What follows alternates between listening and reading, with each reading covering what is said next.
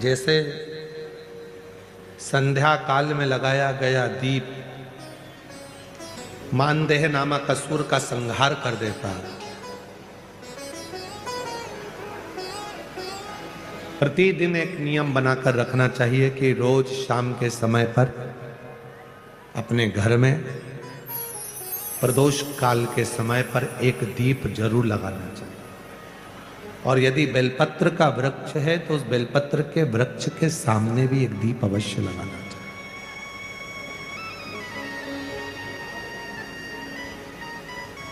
6 महीने में, 3 महीने में, 2 महीने में, 1 महीने में ऐसा नियम बनाया करो कि मुझे बेलपत्र की पूजन करो।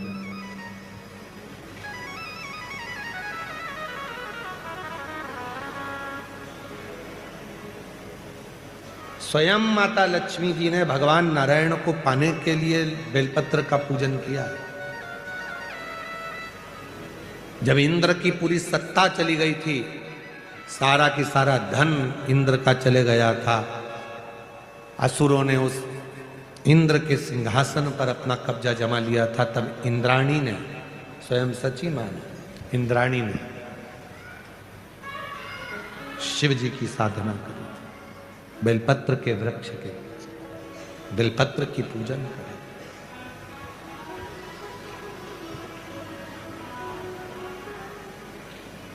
कभी दिल कर जाए तुम्हारा तो कभी महीने में, 1.5 महीने में, 2 महीने में बेलपत्र के पेड़ के नीचे जल लेकर बैठो। बेलपत्र के वृक्ष के नीचे दूध नहीं चढ़ाना, बेलपत्र के वृक्ष के नीचे दही नहीं चढ़ाना, शहद भी नहीं चढ़ाना। बेलपत्र के वृक्ष के नीचे जब आप बैठते हैं, बेलपत्र पूजन का एक विधान होता है कि जब हम बेलपत्र की पूजन करते हैं तो 2 कलश पानी के भरे हुए, एक अपने सीधे हाथ की ओर, एक उल्टे हाथ की ओर रखा जाता है। पूजन की थाली बीच में रखी जाती है।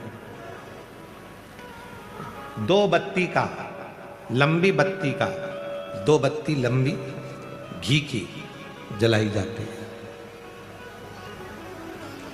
लंबी बत्ती बेलपत्र के वृक्ष के नीचे 2 बत्ती लंबी जोड़ा बनाकर उसको जलाया जाता है।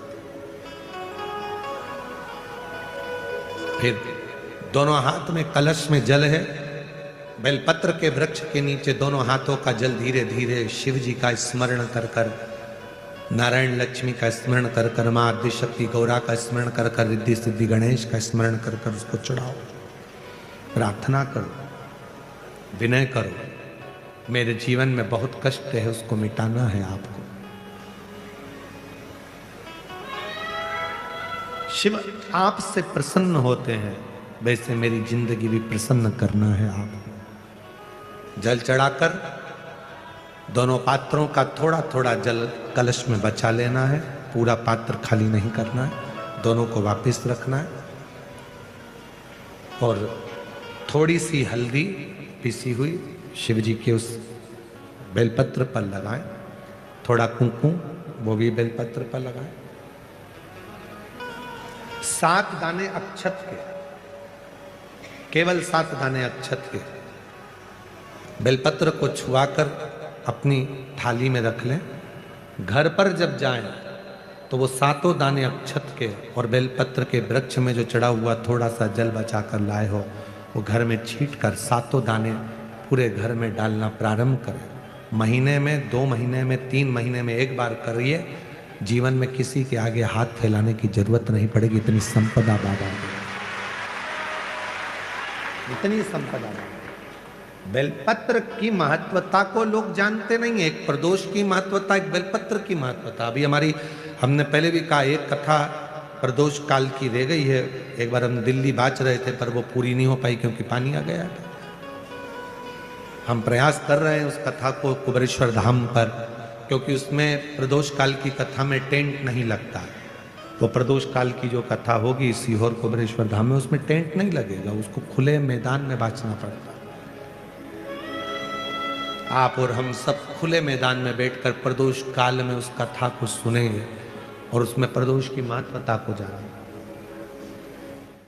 पूज्य गुरुदेव द्वारा बताए गए सभी उपायों के लिए चैनल को सब्सक्राइब करें।